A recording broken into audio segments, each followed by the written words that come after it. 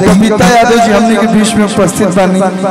कि रात भर सोया हमार बढ़े टेम्परेचर। एक बार जोरदार ताली आप लोग बजा दिए लोग। बहुत ही अच्छा सिंगर बनी, उत्तर प्रदेश से बिलोंग करीना और आज भोजपुरी में एगो अलग पहचान मिले बनी। ऐसा ताली ना जोरदार ताली बजा दे लोग हो भैया। हेलो हेलो जोरदार ताली बजा के आप लोग स्वागत के लोग। कलाकार प्यार और सम्मान के भुखासल होले, प्यार और सम्मान देव लोग तो हमनी के अगर 2 गाना गावे के मन हो तो 3 गा दे, 3 गावे के मन तो 4 गो। लोग कहते हैं प्यार दुलार कम देत हो, अखिया ढेर से कथे। अच्छा तो जब से आल हो नो इसमें बेसी लोग थे लोग के ना हो आ हाई लोग के सब मनोज कहां गए ना मदन भैया कहत रहना कि लइका के लगा था कलू भैया के लइका बियाह कर ले पे 2-4 गो फैक्ट्री से निकाल दे से लइका हुआ सा। अब बियाह के ऊ कना भइल बा सब रड़वे ना हो केकर शादी भइल बा ईमानदारी से बतावा लो। हमार भाई रथो ई लोग पता नहीं कोने लालच में हाथे ना उठावत हो, कुछ मिलनी उल्ली ना आई। अब 1 घंटा में सब चल जाई। ई रात भर खाली झमका यहाँ से अगर बंद निकल जाई हसन मेकअप उतरली स मेकअप उतरली स कि तनु चिन्हैया सना कहे के बा एगो हमनी के कविता जी बिहार में गाड़ी गीत गवाला वैसे तुम के यूपी में बानी सो। एक बात जो आपकी इच्छा करी तो रुआ गाई, लेकिन एगो और गीत सुना देबे के भैया लोग के कि तनी ताकला हो तनी ताकला देवलिया पता लिखल बा तनी ताकला। देखी खराब कोनो गीत ना होला, अश्लील कोनो गीत ना होला, बस आप लोग के सुने के नजरिया होवे के चाहिए। केहू के बियाह होला तो भैया गाड़ी गीत गवाला कि ना गवाला उहे बात फिर वो कोना हिसाब से कहाँ गावत नहीं। आप लोग परमिशन दे लोग तबे हम गाई ना। हम बियाह गीत गा के कोई गाना हिट होइल बा इसे हर स्टेज बना के ना चाहते कि ना मूड माहौल ठीक बा तो इसे गाई ना। कहे के बा कि तनी ताकलो तनी ताकलो देवलिया पक्का लिखल बा तनी ताकलो अतवार लिखल बा। अतवार के बाद का आवेला सोमवार सोमवार लिखल बा। आ कहे के बा कि तहरा बहिना के 16 गो भता लिखल बा तनी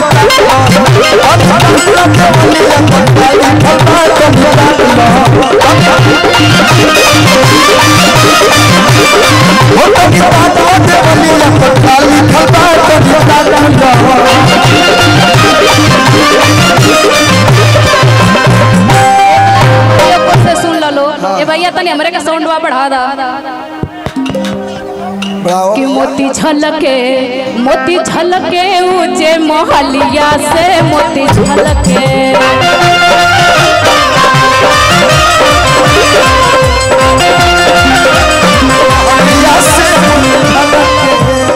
आए गो गाड़ी मन के गांव में मेहरारू गावे नहीं बुरा मत मनी हलो मैं कहता है मेरा केहू पूरा ना माने। छाजों में मुसवा जुलुम किया छाजों में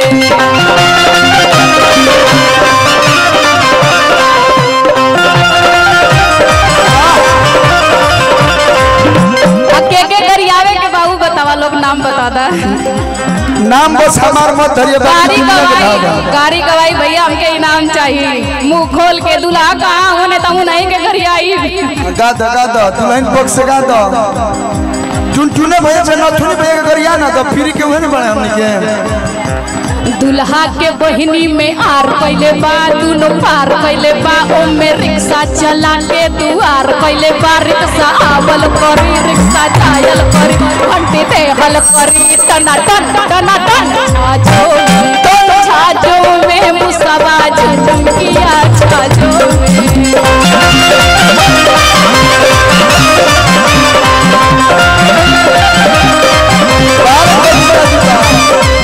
देखी कलाकार हर कला देखावे यहाँ के थ्रेसर ना चलाई ना, यहाँ के योग मुर्गाई ना, रिक्शा ऑटो सब हेला दिहली। गाड़ी बा तो थोड़ा बहुत चलबे करी, पारंपरिक बा कोनो ऐसा नहीं बरतीहन के बहनी में आर कैले बा दोनों पार कैले बा ओमे रिक्शा चला के दुआर कैले बा रिक्शा आवल करी रिक्शा जायल करी घंटी देहल करी टना टन छाजो में सवार छाजो भैया यहाँ के जो छाटल रही तो हमारे को छाटल सुन एगो और बा ना रुकी हेलो कविता जी एको अभी गावे के बजो हाँ भैया की रहरी के तीन को पाता तीनों का चनार जी रहरी के तीन को पाता तीनों का चनार जी कविता जी 1 2 3 अरे हितारा के तीनों बहनिया तीनों के तीनों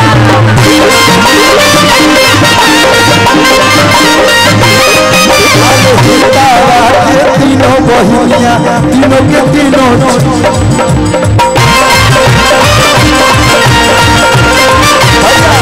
इतना बढ़िया गाना है कि भाई लोग गा देते हैं लेकिन सुना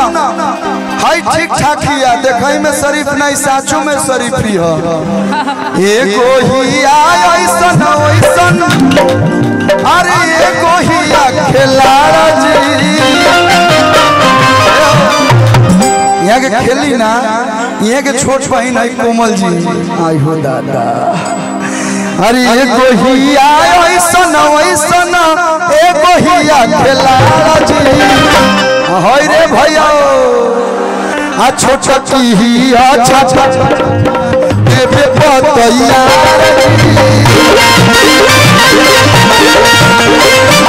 अरे छोटा की ही अच्छा देवे बतैया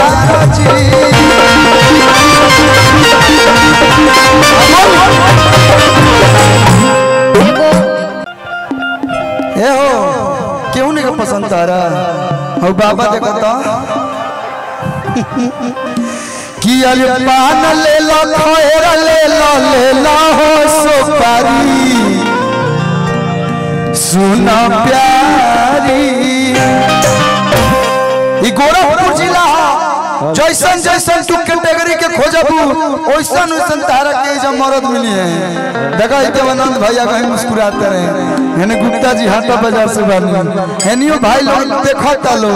कि एक बार नजरी फेर कहे के बाद कि अरे पान ले लो खोर ले लो अरे ले लो हो सुपारी सुना प्यारी कि जैसन जैसन मरद खोजबू हई बड़हलगंज से दे सुन प्यारी कहे के बा चुपा ही मरद खोजबू हम अपनी भैया के दे चुपा मतलब थोड़ा रंगीला भैया हम अकेले नहीं गाई नहीं कभी हम कोयला ही नहीं कि तुम कहाँ से गा आए अब मुझे कोयले वालों को ही लोग बोले आए गाली गीत अच्छा तो हनियो लोग किया राइटर मरदा खोजबू हम टुनटुन भैया के दे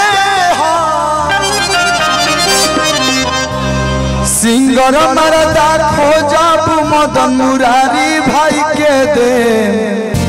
सिपाही मरदा खोजबू अपना सिद्धार्थ भाई के दे सुन प्यारी जैसन जैसन मरद खोजबू वैसन वैसन दे सुन प्यारी